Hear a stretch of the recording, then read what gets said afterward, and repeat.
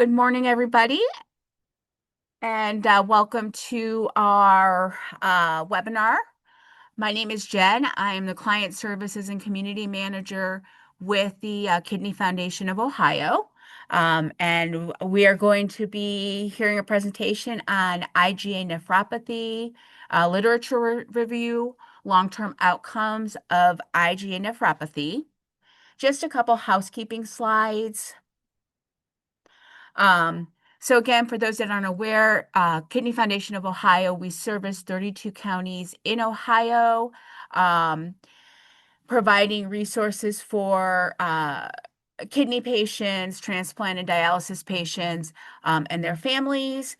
And we are one of the only foundations in Ohio, one of the only kidney foundations in Ohio that the funding and services fundings that we raise stays in Ohio to service patients in Ohio. Today's webinar is 1 hour. You must attend the entire hour to receive credit. Questions can be submitted through the question and answer feature on your screen, and we will answer these questions during the presentation. And for future sessions about Kidney Foundation and other events coming up, please be sure to visit our website. So just some disclosures, both Lisa Voigt and Kelly Reed are employees of Otsuka Pharmaceuticals.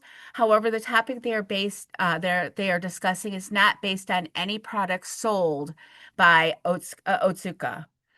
Participants must attend, again, 100% of the presentation and complete an evaluation, which will be sent to you after this presentation, completing the evaluation by October 24th to be eligible for continuing education hours. This presentation has been approved by the Ohio League for Nursing, as well as the Ohio Counselor Social Work Marriage and Family Therapist Board for one continuing education hour for social workers and nurses. So at this time, I'm going to go ahead and stop sharing my screen and allow Lisa and Kelly to go ahead and get started. Thank you, Jennifer. Thank you, everybody, for having us. So I am going to share my screen.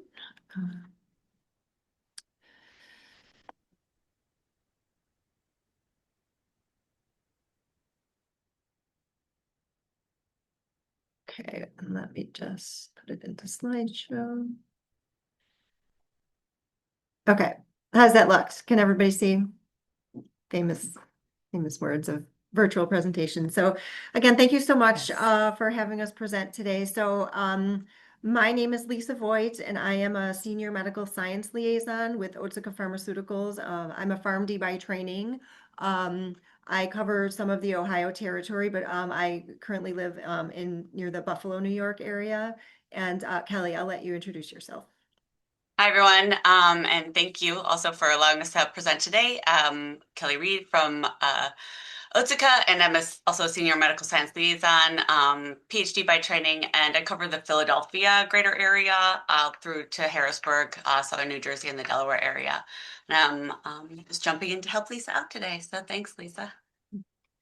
So I think so today's format's going to be kind of a little bit of a back and forth, and we really, I know you don't have audio, but we really welcome any sort of comments or questions or just feedback, during the presentation. And so Kelly and I will be doing a little bit of a back and forth and kind of answering questions just to make it a little bit more conversational, not just a direct presentation. But the reason this is important, so IgA nephropathy is getting a lot of attention these days, if you've noticed. So there's a lot of clinical trials going on. There's a lot of buzz. If you go to any kidney conference, if you go to an NKF Arena Roundtable, this is also a hot topic. And really, it's just because we think in part because of this article that we're going to present today, but Also because the FDA has really focused and emphasized that proteinuria and the amount of proteinuria is a great surrogate marker for somebody or for a patient to develop end-stage kidney disease. And Kelly and I really wanted to present this just because this is a pivotal trial from 2023 that has really changed the game, not only in IgA nephropathy, but just in general for proteinuria. So the title, and this is the journal article, and you can access this online, but it's long-term outcomes in IgA nephropathy. This is from Pitcher et al., published in the Clinical Journal of American Society of Nephrology in 2023. So just some background and objectives of the study and the whole point of, what they were trying to do here. So IgA nephropathy is the most common form of primary glomerulonephritis and is a leading cause of chronic kidney disease and kidney failure, not only in the United States, but globally. And the Asian population seems to be at higher risk than some of the European or, even African population. And so the interesting thing is, and why we see this is going to be a problem, is that the majority of patients are diagnosed prior to age 40.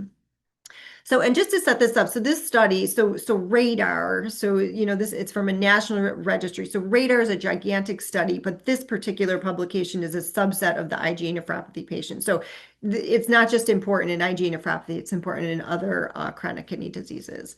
So the point, what they wanted to test and why, it's because short-term reduction in proteinuria and rate of eGFR loss are currently used as surrogate endpoints. And this is being used in clinical trials, to look at new therapies to treat IgA nephropathy.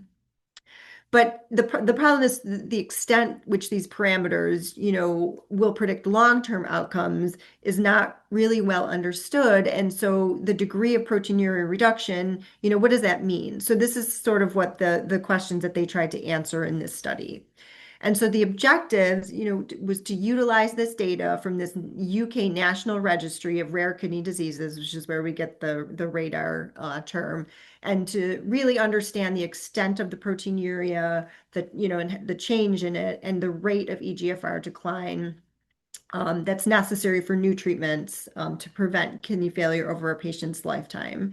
And so the issue was, so previously the KDIGO guidelines of 2021 for IgA nephropathy, and of course, just hot off the press a couple weeks ago, the 2025 KDIGO guidelines that have been published. So if you have a chance, go check those out because those are relatively new. So the 2021 guidelines really emphasized just, if your proteinuria is less than 1 gram per day, then you were probably considered okay and you weren't really going to progress to end-stage kidney failure. And so this study is going to change that thinking. So what did they do? So their method, so their data source was a retrospective cohort study. So they went back to look at these patients in the registry in IgAN, which enrollment began in 2013. So this is not just a relatively new, there's a lot of patients, being looked at in this study, which makes this a more robust sort of study because, we all know sometimes retrospective studies have limitations, but the sheer amount of patients, I think, really makes this a strong study. So what did they assess? So they assessed burden of disease, progression by age at diagnosis, and the magnitude of proteinuria change, and also the rate of eGFR decline.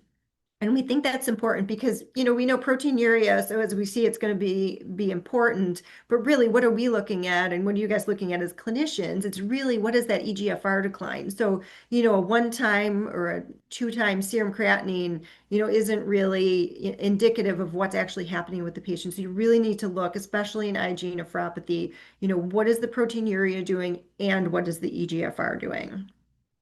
So what was the eligibility criteria? So they looked at over 2,400 patients in total, 2,299 were adults, and actually 140 were children. So they had to have a biopsy-proven diagnosis of IgA nephropathy and a proteinuria of greater than 0.5 grams per day, or an eGFR of less than 60, at any time in their disease course.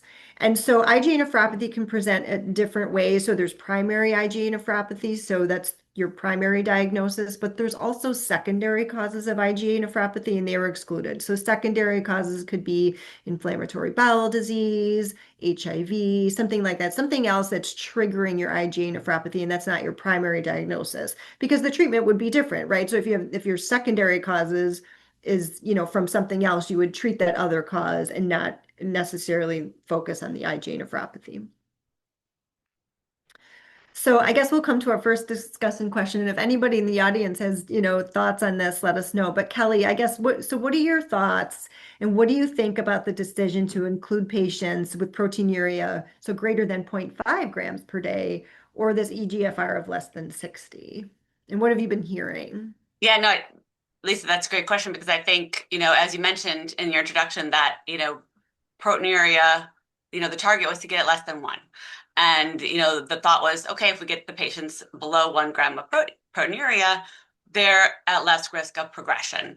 And what I think this study aims to show is that maybe not. Maybe they're not at less risk of progression. And what do we really know about those patients that are less than one, but still have lower levels of proteinuria? How does that impact their GFR overall and their long-term outcomes with this disease? Is it really as benign as maybe it is thought?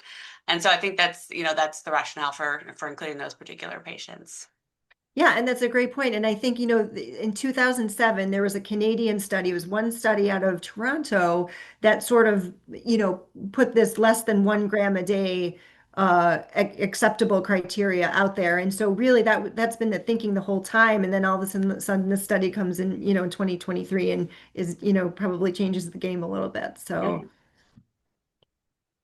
Mhm. so what are the methods? What did they do? So again, the diagnosis. So it was the earliest of either the primary kidney diagnosis by date or the date of the biopsy that was recorded by the radar study. So you had to have a diagnosis. You haven't had a kidney diagnosis, and the only way to diagnose IgA nephropathy is via a biopsy.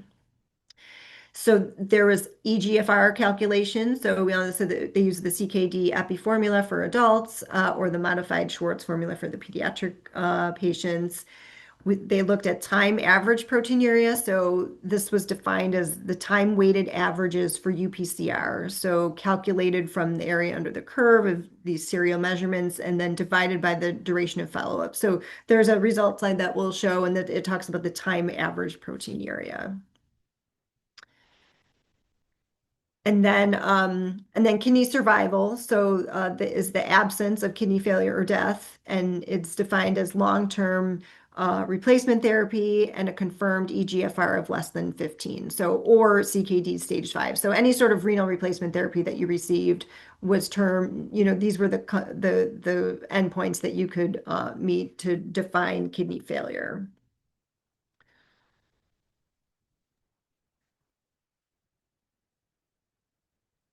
Okay, so I'll talk a little bit about the study design and the subpopulations. And so the UPCR measurements, as Lisa mentioned, this was a very large study and over 2,000 patients overall. But the UPCR measurements were available at the diagnosis for only about 23% of those adult patients in the full analysis set. So 4 adult subpopulations were created to enable like a focused analysis of the proteinuria versus the eGFR slope and the clinical outcomes. So population 1 is representative of an incident population examining that time average proteinuria, as Lisa mentioned, without the requirement of that UPCR at the diagnosis.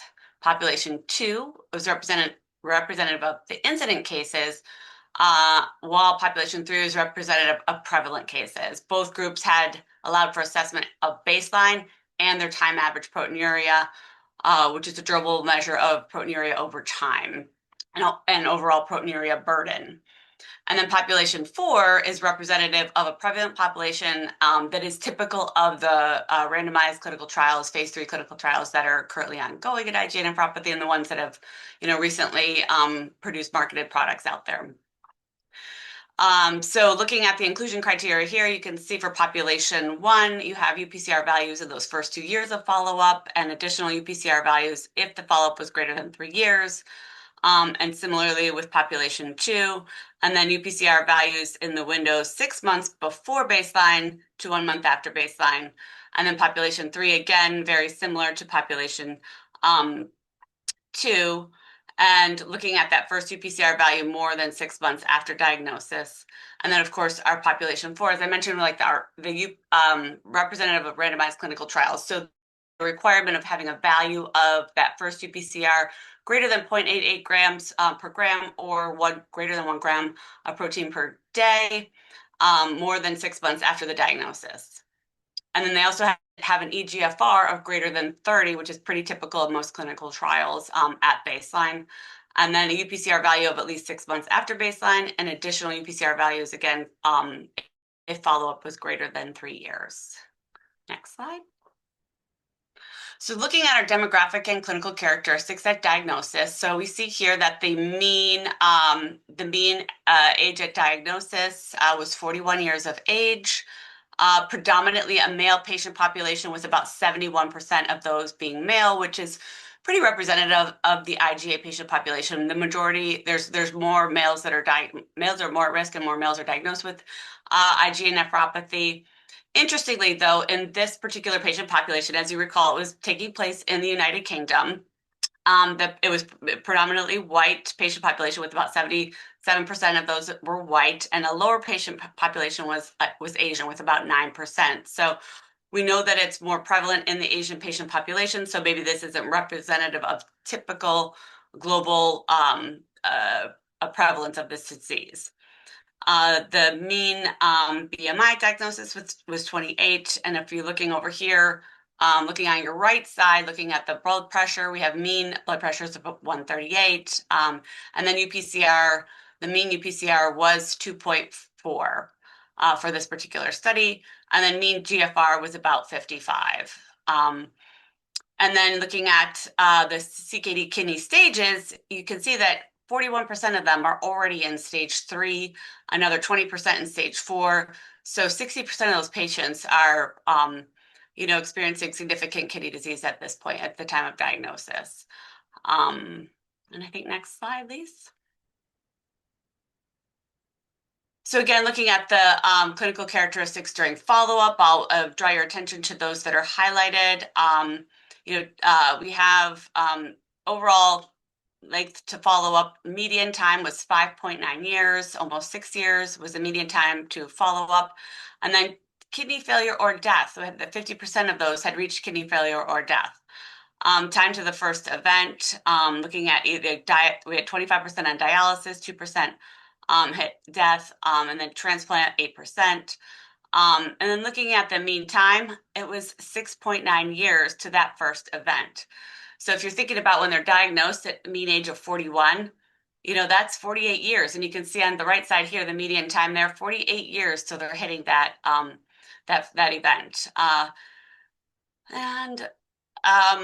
Looking at, survival rates here, 5-year survival rates, 10-year survival rates, 15 and 20-year survival rates.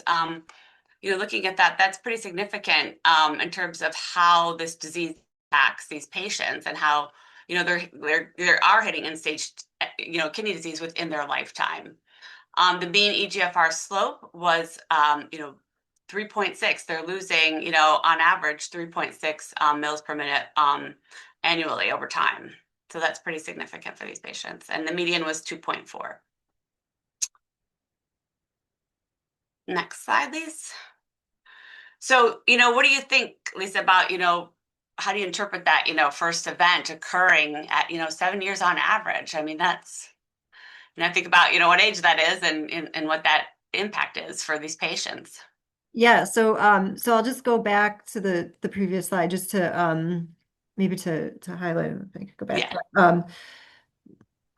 Yeah, I mean, I think given what you said, that the age, it's, if these patients are 40 years old, and if you think in 7 years, I could reach my first event. So this is, this is overall, right? So remember we said that this is, that there were 2,300, patients, or 23, 2439 patients overall, and then they're divided adult and pediatric. So even in the pediatric group, so less than 18.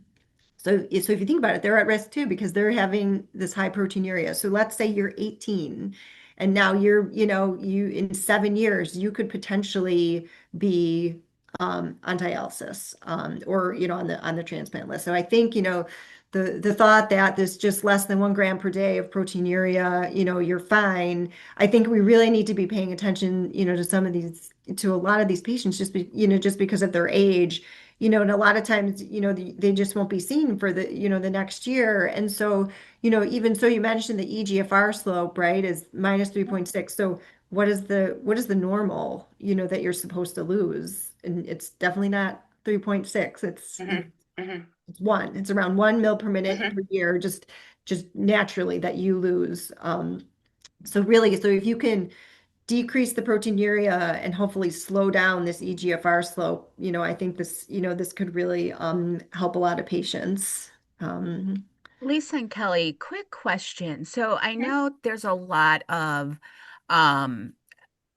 a lot of new stuff coming out with genetic testing, and I know looking at a lot of the causes of kidney disease that they're able to do genetic testing to see that kind of progression, or potentially if this patient is at risk of different diseases that cause kidney disease. Is there genetic testing for IgA nephropathy right now? Is that something that is coming down? Because it seems like if you catch it early, there's, potential of, slowing that progression, potentially avoiding patients from having to go through like these episodes. It's a great question, and I'll start. Lisa, please jump in. But from what we've understood and from the training that we've had in this area, it's not one particular gene that's sort of leading to this. There is, genes that are, put you at a genetic predisposition, let's say, but genetic testing would exclude other causes potential, of this. So if you're looking at, all right, this patient has proteinuria, this patient has like hematuria, what could it be? And it's more of like you're ruling things out. So people, what I've heard in the field is many nephrologists will do genetic testing to rule out other causes of that proteinuria and hematuria. And then if it's due to that, then okay, we have a diagnosis. But if it's not due to APOL1 or or ADPKD or whatever it is that you might be testing for, then they would look further, and then that's where you get that. So previously thought, patients maybe wouldn't get a biopsy if their proteinuria was, less than 1. It'd be like, okay, the proteinuria is less than 1. This is what we have to manage proteinuria right now in this day and age. Then we'll put them on this, try and get that proteinuria down low. We don't necessarily need a biopsy because we don't have anything specific. A biopsy could tell us it is IgA nephropathy or some other, glomerular disease, but we don't have specific treatments for that. So then it wouldn't necessarily change management. So people didn't often necessarily do those biopsies if it wasn't going to change the management. So, but now that there is IgA specific treatments available, that require a biopsy to get, the diagnosis to be able to use it in that specific disease, it's shifting. People are getting diagnosed earlier. As Lisa mentioned, the KDIGO guidelines, suggest that, you should get a biopsy if the patient has a proteinuria level of 0.5. And to get that diagnosis and to get treatment started, earlier, and to get that proteinuria levels down lower to at least 0.5, or, 0.3 is even better. And that was, largely based on the study we're talking about today. So I don't know if you want to add anything in additional about genetic testing, Lisa. Sorry. Yeah, no, I mean, I think right. So there are different signals. And so there is something called the genome-wide association study. And so they're looking at all these signals, and so it's not just one. And just like Kelly said, it's not just, like it's an autosomal dominant trait that you're going to inherit. So it's not like if your parent has it that you are definitely going to get it. And so there's all these different signals that are contributing, and different factors. Could be environmental, the gut plays a huge role. So in IgA nephropathy, the gut mucosa is, it's the big leading factor, and that's what starts the whole process and the trigger. And interestingly, just because it's so common in the Asian population, so school-age children, they're automatically screened. It doesn't even matter if you have a signal or a parent or not. Automatically get a urinalysis if you're a school-age children in Japan. Did that answer your question? Yes, thank you so much for answering that. Okay. And then I guess, kind of talking a little bit more about, your thoughts on half that population experiencing kidney failure or death during that follow-up period. So I think we talked a little bit about that, but thinking, okay, in this patient's lifetime, right? How can we slow that process down? And what can we do about it? That's half the patient population having, kidney failure or death. I mean, that's pretty significant. It is. So, right. So if you consider, so on the left, hand side of the screen here, so the overall population, 2439, 1,200 of them receive, they had a first event. So 50% of all of these patients who are on average at the age of 40 reached death or dialysis. So I will tell you, this is the whole cohort. So I'll tell you there were no pediatric deaths, but 39% of the pediatric patients eventually received dialysis. So made it to end stage. So to me, that's significant. I think overall this whole thing is significant that, this is a problem. And we really need to be addressing early diagnosis and closer follow-up to people who are presenting with protein in the urine. And sometimes this happens by accident, right, Kelly? And we've talked to Yes. nephrologists, patients are applying for a job. And so the first thing, you have to do, you have to go through a screening. And so all of a sudden they find, this protein in the urine, they had no idea because they didn't have any symptoms. Or when women are pregnant and they get urinalysis, and that's sometimes the first time that they're diagnosed as well at that, in that stage, they're getting checked. Yeah, it's just interesting. And as Lisa mentioned, we don't have, those regular tests on your urinalysis over here in the United States. And should we be doing more checking of that? Should we have some baseline screening? Should we have screenings at your well check about your urinalysis and get, and have that, checked? I don't know. Right. And we mentioned blood in the urine too, right? So that hematuria, and sometimes Yep. that's not always visible. So it's microscopic. So if you don't Yep. have that urinalysis, you might never know, that you had, blood in your urine. And like you said, the baseline characteristics, like a lot of these patients were already in CKD stage 3 by the Yes. time they got their diagnosis. Yes. Yes. Absolutely. Okay, so let's look at some results. So again, this is the full analysis population. So if you're not familiar with the Kaplan-Meier curve, this is what it looks like on the left, but it's basically a survival curve. And the importance, so basically the flatter the curve, the better, and the more steep the curve, the worse, because your outcome and your survival is less. And so it does make sense. So when you look at time to kidney failure or death, so that was your event rate, and this was based on age at diagnosis. So if you think about it, if you're diagnosed earlier, you're going to be doing more things earlier on to help treat you. So the better off your survival is going to be. So they broke it down by decades. And so if you look at the age of kidney failure and death event, so this is on the x-axis versus survival. So if your survival is 75%, like your event rate is, 25%. So it's almost like the opposite, of what to think about. But you can clearly see that the later on that you're diagnosed, the worse off you're going to do. And your kidney survival or death, is higher. So the later you're diagnosed. So again, just stressing the importance of paying attention to these, patients earlier on so you can get the diagnosis earlier.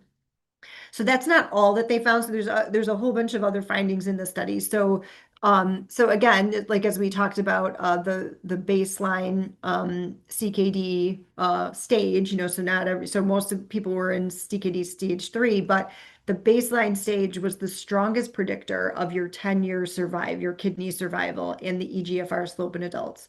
So if you're already at stage 3, I mean, and you could be 3A or 3B, and you could almost be, pushing towards, CKD stage 4. So again, like if your baselines, and that's why the kids, the pediatric patients obviously, did better because, their eGFRs were higher, their CKD stages were lower. But again, just helping you to understand that some of the nephrologists and maybe some of the patients that you're seeing, you're not even getting them till CKD stage 3. As we talked about, the Asian ethnicity was also associated with higher risk of disease progression, and we know that just from other studies that have been done, even though the majority of the population was not Asian, in this retrospective analysis. If you were less than 40 of age at diagnosis, if you sustained a decline in eGFR of 3 mils per minute per year, this would result in 100% of patients reaching kidney failure within their lifetime. So remember, the average was 3.6. But that included, patients who were older than that. So, but if you were less than 40 and you were having this decrease of 3 mLs per minute per year, 100%, you would experience kidney failure within your lifetime. And so we talked about the normal physiologic, 1 ml per minute per year, but still, if this decline as low as 1 ml per minute per year, this would still lead to about 40% of the patients who were under 50 years old at diagnosis reaching kidney failure in their lifetime. And so I think, this is highlighting the fact that we can't just be looking at, like we talked about serum creatinine and things like that. And if you're seeing a decline, maybe you should be checking, maybe not just yearly, maybe every 6 months, or just really paying attention and digging deeper into why this drop is happening so fast. And so this is, so when Kelly talked about the population, so there were 4 populations. And the reason that happened is because only 23% of them had a UPCR at diagnosis. So population 1, if you remember, was the incident population. So if you go back to epidemiology, so there's a difference between incidence and prevalence, right? So population 1 is incidence. And so that's new diagnosis. So if you think about like a bathtub and like the water or a sink, and the water in the sink is your prevalence, and the incidence is the faucet like flowing into the sink. So those are all your new patients adding to the already prevalent population. So these were new diagnosis. And so what this looked at, it looked at that total average time of proteinuria. So we talked about that in the beginning, that was one of the things that they were going to look at. So the total time average proteinuria. So if you remember, so again, like they report this in like 0.44 grams, 0.88 grams, 1.76. So this, and as Kelly associated it, so 0.44 grams per gram is equivalent to 0.5 grams per day. 0.88 would be 1, and then 1.76 would be 2. So if you look at this, even the patients who had 0.44 to 0.88, or between 0.5 and 1 gram per day of proteinuria, they still were at risk to develop kidney failure, let's say at 10 years. So this was, and we know this. So if you look at the kidney failure death rate versus your survival from your kidney failure, so the higher time that you were that your proteinuria was averaged over time. So if you spent the majority of your time with a proteinuria of 0.5 to 1 gram or over a gram, you did worse. So if you had greater than 0.88 or 1 gram per day, you were likely to progress to kidney failure or death more quickly than the patients, if you had less. And interestingly, so if you look at the 10-year mark, so at 10 years, 30% of the patients with 0.44 to 0.88 grams per gram, so in between that 0.5 to 1, and even the patients with lower, 20% of those patients developed kidney failure. So that's your 10-year risk. So if you're between 0.5 grams per day and 1 gram per day at 10 years, you have a 30% chance of developing kidney failure. And I think that's, considered pretty significant. And then again, like just many patients with these timed average proteinuria levels typically believe from before, from the KDIGO guidelines of 2021, that less than 1 gram, they had poor long-term outcomes. And I think that's what this is stressing basically in this population one cohort. Yeah, so now we'll talk a little bit about those results and looking at the clinical outcomes in the population 4, which is representative of randomized clinical trials. And so greater than 18 years of age, baseline UPCR, as we talked about, greater than 1 gram per day, and the GFR greater than 30. It excluded patients not considered high risk and was, studied to evaluate the relationship between those changes in proteinuria and looking at both the short and long-term GFR and kidney survival. So I believe, Lisa, this is a build out. We can look more closely at the graphs on their own. Great, thank you. So looking at this first graph here, the rate of eGFR decline from 6 months to 24 months, and then according to that time average proteinuria. So we're looking at, on the far left, those patients that had less than 1 gram, and then in the middle, 1 to 2 grams, and then greater than 2 grams. And you can see that higher that time average proteinuria higher time average proteinuria is associated with a higher risk of kidney failure and greater mean eGFR loss. So you have your mean GFR loss on the left here. So those patients that had less than 1 gram still had 2.2 mLs per minute of eGFR loss. So that's still greater than the 1 gram that you're targeting to not hit end-stage kidney disease in your lifetime.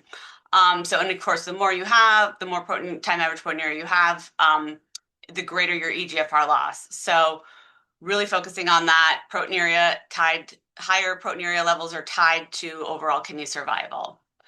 Next slide, Lisa. Okay, so this is looking at the percentage of the change in your proteinuria at 6 months to 24 months, so your time average proteinuria versus, the risk of kidney failure or death. So if you're looking at, increases or decreases in your proteinuria, and then on the bottom, that hazard ratio there. So each 10% decrease in proteinuria from your baseline, it was associated with an 11% reduction in the risk of kidney failure or death. So if you look at, over here on the right-hand side, you see, 1.58. That's a 40% increase in your proteinuria. You're going to have a greater risk of kidney failure. So the more you decrease that, in looking at, 20% decrease, you're taking that down to 0.79, and 40% decrease down to 0.63. So really showing that lowering that proteinuria is tied to greater kidney survival. Next slide. And then looking at those 6 to 30-month outcomes at eGFR slope versus a 5-year kidney survival. Again, you have your eGFR slope on the left-hand side and kidney survival on the bottom. So 5-year kidney survival rates were lower with a greater 5-year kidney survival rates were lower with greater kidney survival loss. So if you have above 2 mils per minute, your kidney survival is going to be less, and then below, if you have an eGFR slope, so your GFR, if you're losing less mils per minute, you're going to have a greater kidney survival. Next slide, please. Oh, are we at discussion questions? Okay, so is this me or you? I can't remember. So looking at the studies suggest that maintaining that eGFR decline at less than 1 per year is crucial for, avoiding kidney survival. So I think, there's a lot of discussion on how best to do that, right? How best do you effectively slow that disease progression?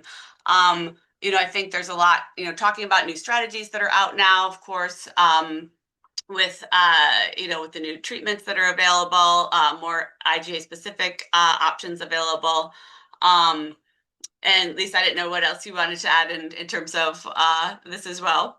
Yeah, and I don't know if anybody in the chat has, seen some of the patients, if you wanted to put something in. I mean, so, one of the things, it's not just, about even like new, it's general therapies for chronic kidney disease, so RAS inhibition, maybe SGLT2 inhibitors, but also the big thing is diet. So diet, just following the chronic kidney disease, regimen, with everything. And so just avoiding certain things that are going to help progress. because, that could just worsen your proteinuria too. So, in counseling, patient resources, any sort of patient resources, that can be given to them, to help them read, would be very helpful. I thought I saw a hand up. And I'll put a plug in real quick for Nephew. Nephew is our non-branded resource community website platform. There is lots of resources on nephew.org for nutrition. We have a Neph chef on there that does cooking demonstrations, kidney healthy recipes. We have renal dietitians available on there that have vetted all of the recipes that are on there. Um, and I think, as you mentioned, I think, patient empowerment is such a key factor now, and really having those informed and discussions with patients as well. Really talking about what can they do, to help promote their kidney survival. What are things that they can do in terms of, exercise, lifestyle maintenance, eating the right things, to really help that. I think everything's going to help. Treatment options are great and those are effective, but what else can the patients be doing at home and on their own as well? And there was there a hand up, Jennifer? I didn't know if there was a question in the chat. No, that was mine accidentally. I pressed the wrong button. No worries, no worries. Um, um, So yeah, we hope that, the study, is helpful. And, I know, some of these Kaplan-Meier curves, can be confusing or whatever, but I'm hoping that, we've shown that, there's, given that the fact that these poor long-term survival rates highlighted, it was highlighted in this study, how early do you think interventions should be initiated in patients with IgA nephropathy? And I know, like, as nurses, and social workers, everybody's busy and it's hard, and people, again, like, you don't even see, some of these patients until it's already, they're already CKD stage 3, and they just don't get referred to the nephrologists and early enough. But, I just didn't think, there's also barriers to implementing, earlier treatment. I mean, partly because, maybe they're not even seen by the nephrologist yet. And, primary care may not, know that, they should be doing some of these things, or they don't know because they haven't looked for it. And so patients, just don't know that they have this protein in the urine. They're not really paying attention to the, eGFR loss. But I know that, the American Kidney Fund, is, really empowering patients to know your numbers. So patients should be asking, what is my eGFR? Is it changing? And patients should, and I think they're going to be doing this, because it's like, you would never tell, oh, you just have a little bit of protein in your urine. Well, you would never tell a patient, well, you just have a little bit of cancer, so you're fine. So I mean, I think this needs to be elevated to that level, because it's not just about having it's just a little bit of protein. You will progress, to end stage kidney disease, or need a transplant, or, renal replacement therapy.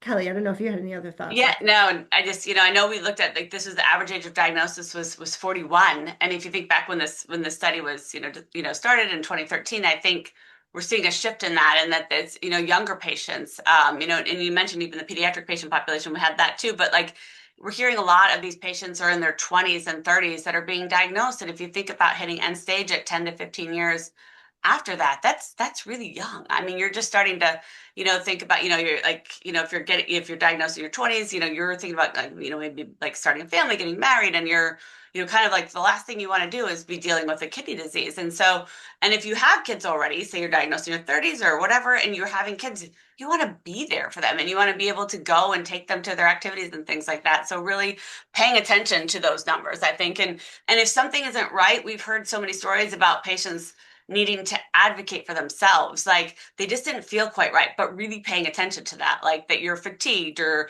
maybe you're starting to see some edema, or you're just like something's off. But and I think a lot of times as women too, that we like put that off as like, oh, I'm just so tired, working mom, overwhelmed, lots going on, I'm just tired. And you don't always pay attention to those symptoms, and we should, and we really should. If something doesn't feel right, in your gut that you should get that checked out. And when it's, you hear like, yeah, it's just a little bit of proteinuria, advocate for that. Say, oh, I want to know more about that. What is the level? Maybe request your analysis, maybe request further testing, maybe get Well, what about hematuria? Did you see any microscopic hematuria? If you have those signals, those signs, advocate for yourself. If they offer you a biopsy, I've heard some of the nephrologists, I talked to those at Penn Medicine here in Philadelphia, and even now, even at lower levels, they'll offer that to the patient. So, and then it's kind of that, informed decision making, right? Okay, so this is what we would do if for your treatment plan, depending on what that shows. Will it change if, you have this diagnosis or not? Maybe you're starting off at ACEs, ARBs, SGLT2 inhibitors, but does that patient need something more? I think one of the other things that we didn't necessarily talk about here yet today, because we're focused more on the proteinuria piece than eGFR, is this disease is highly variable. And I think, you know, some patients progress more quickly, some patients progress more slowly. We don't know all of those things that are linked to, that progression course yet, but proteinuria definitely is one of those. Hematuria is definitely one of those. And as Lisa mentioned earlier, CKD stage at diagnosis. So if we could get those patients earlier, get treatments started earlier, I think that's going to be, really game changing. And so that's why, again, this study was so important to understand that even at the lower levels, there's kidney damage going on. So I did get a question. The question is, what are some of the major signs or symptoms that a person may notice to trigger them to get tested? So aside from just the proteinuria, are there other signs that they would have? Yep. So what we're the IgA nephropathy patients. So other than right, like the incidental hematuria. But proteinuria though too. If you know like proteinuria, like you guys as nurses probably know, what do the patients complain about? They would, and it's bubbles, right? So it's bubbles in the toilet that they see that look odd, that they don't flush right away. So that's a sign. But fatigue and edema are like the next two on the list. So ankle swelling, leg swelling, just over and even overall like even like facial swelling or and hand swelling. And definitely fatigue. And fatigue is hard, right? Because we're all I think we're all tired, so we're all trying to work hard, and so I think we all sometimes feel fatigue. But I think major fatigue, like fatigue where you just like, and it's not just one day, it's like all the time that you're feeling fatigue, and then definitely that swelling. And yeah, and just, if you're make an appointment with your doctor and request to get those labs done, just get your labs done, request your analysis, just, cover your bases. I mean, typically, I know I get labs done yearly, but they don't do your analysis regularly. So, Well, and I think it's hard in general that, kidney disease is one of those diagnoses, regardless of what the cause is, that, you have symptoms, but you don't realize they're symptoms of kidney mhm. disease, and often it goes unnoticed. And so I think that's probably one of the biggest issues around kidney disease is that it's not that people are getting tested early with doing like the urinalysis and things like that. So, and I Yeah. just wanted to share with the group, there is the IgA Nephropathy Foundation, which is IgAN, IGAN.org. And there are a lot of resources there for patients, especially like support. They have advocates, people who've been through this that, are willing to, be a resource for people. And so I encourage if you do have patients that have been diagnosed with IgA nephropathy that, to look into the IgAN .org website for resources for patients. Yep, absolutely. And I think maybe one other thing just to consider. So, we've seen some patient cases, in the literature, and we talked to, nephrologists too, and the nephrology community. So blood pressure. In blood pressure, we all, if we overlook, oh, 130 over 80. But if somebody's 22 and they have a blood pressure of 130 over 80, like that just might, maybe just something to ask questions about, like, has it always, been this high, or because I mean, I think normally those patients run a little bit lower. So sometimes elevated blood pressure, hypertension can also present as one of the symptoms.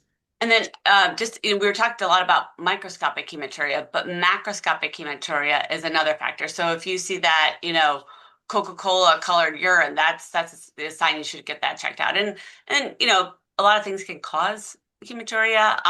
You have a very intense, exercise session, or like sometimes athletes that are very high intense activity can have that, but it's just something to maybe not necessarily overlook. And a lot of times these patients, with that may, if they're calling their doctor or they're like, oh, what should I do? Or they say, go to urgent care, get it.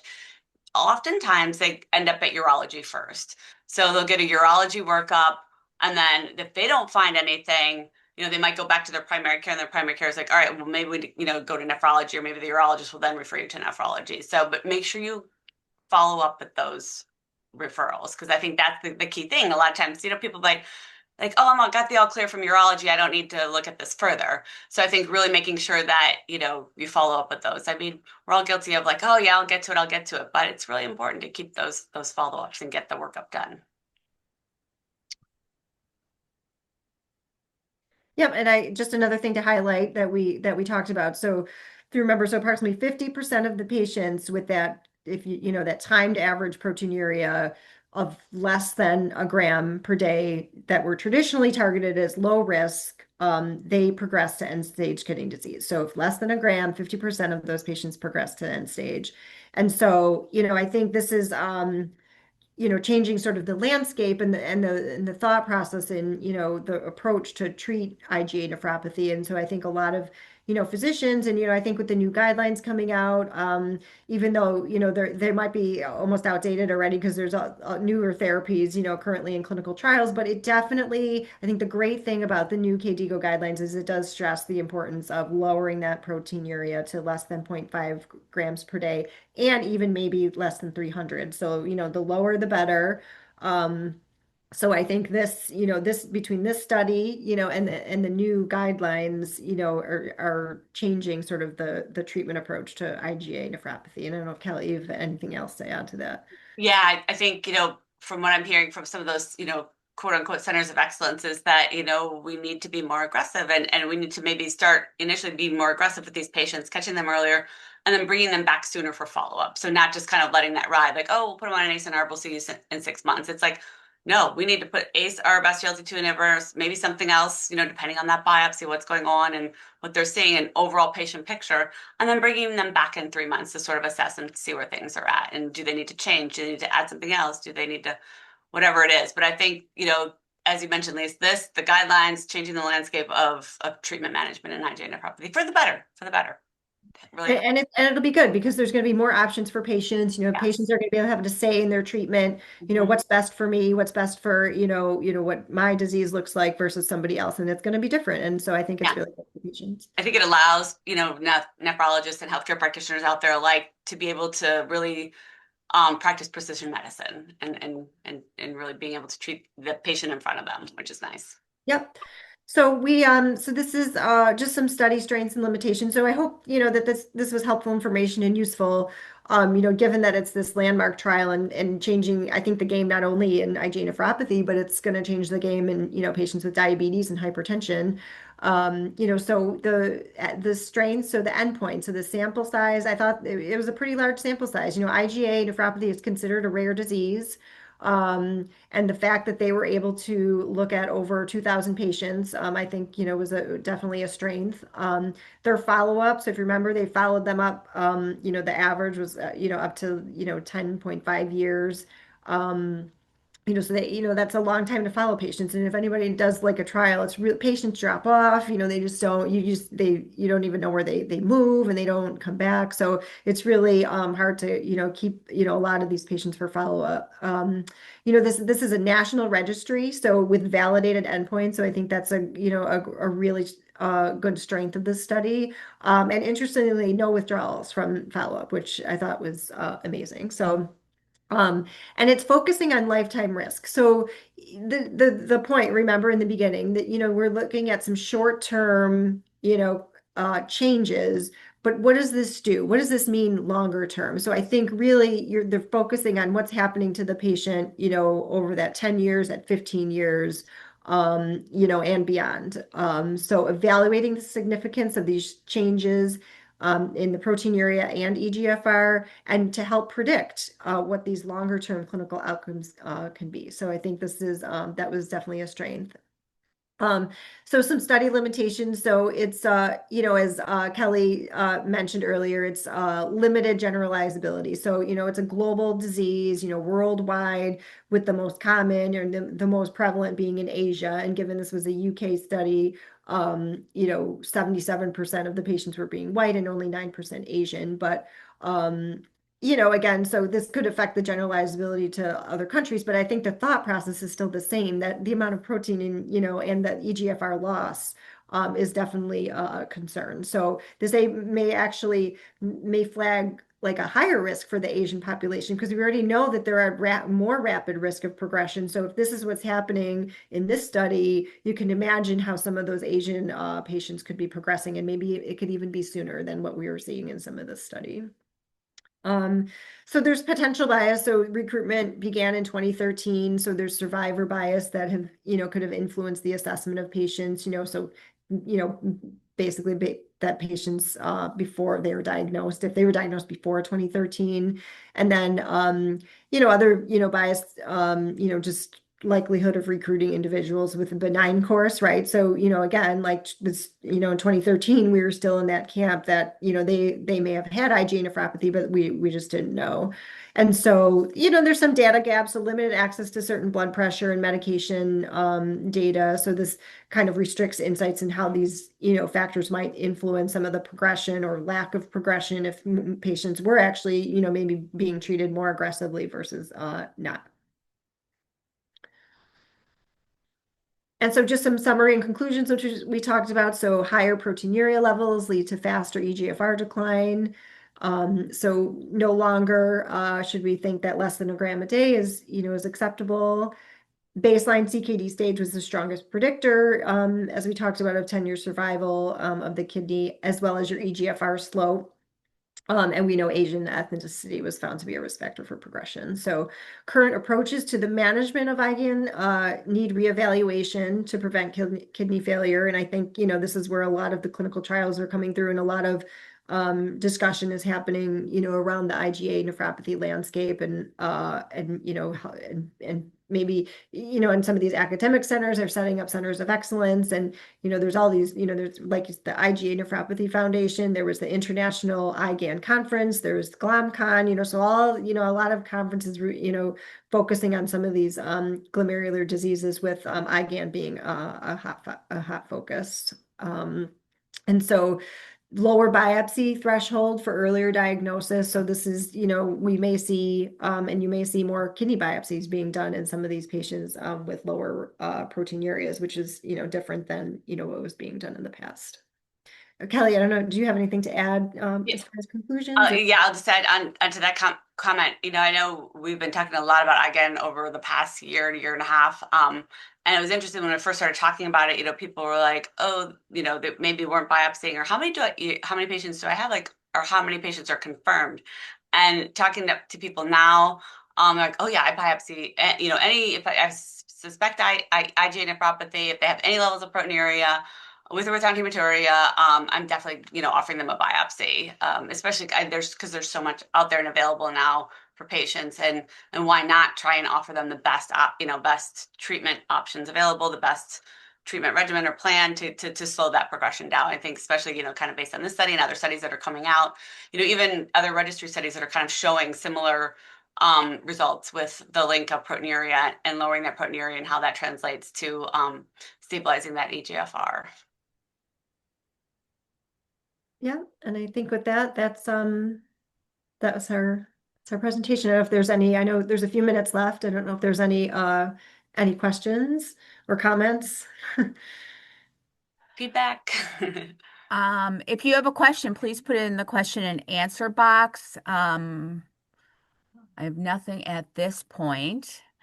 I just want to thank Lisa and Kelly for sharing this information. I think it's important to understand um, just there's so much out there with kidney disease that we're still learning about and to learn more about, especially these rare diseases that some of our patients are dealing with. It's really good information. So thank you. I just want to share real quick. Um, couple things that are coming up. We have a plethora of webinars coming up. So November 6th, we will be doing a webinar talking about Medicare, kind of understanding the whole Medicare alphabet. So especially in time for open enrollment. So I encourage our social workers, this may be of interest for you on November 6th. November 13th, we'll be doing a topic on continuous glucose monitors and diabetes, which will offer social work, nursing, and dietitian credits. And then in December, we will be doing a presentation on how to ask for a living donor webinar. So, tips and information to share with patients about those that are working towards transplants, how they can pursue a living donor. And finally, on Friday, November 5th, we will be doing a celebration of the closure of our 75th anniversary and bringing in the band The Diamond Project, which is a Neil Diamond cover band. So if you're interested in that, there's information on our website about that. So thank you all so much for being on this webinar today. I look forward to seeing you at other webinars. And at the close of this webinar, you will receive a email with the link for the evaluation for you to complete, and certificates will be sent out next week. So thank you again, Lisa and Kelly, and I hope you all have a great day. Thank you.